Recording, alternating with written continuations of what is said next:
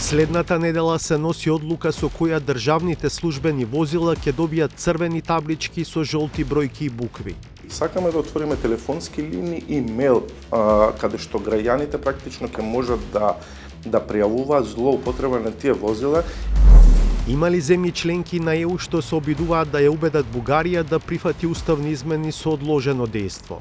За жал не можам да ви набрам кои се тие земји членки од кои што добиваме позитивен однос кон ваквиот пристап, но факт е дека постојат такви.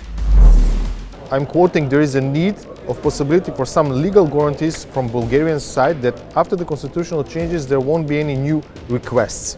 Do you think that this is viable? Who can guarantee that something won't happen in 5 from 10 years from now?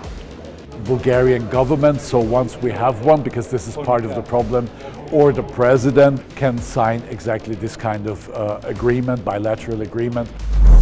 Карван од граѓаните против корупцијата во Битола и Прилеп. Докторе Самсум, што ти треба кошта? 150 евра. Му дадо 150 евра, по 3 дена рече, ми зеде телефоно, по 3 дена ме направи операција.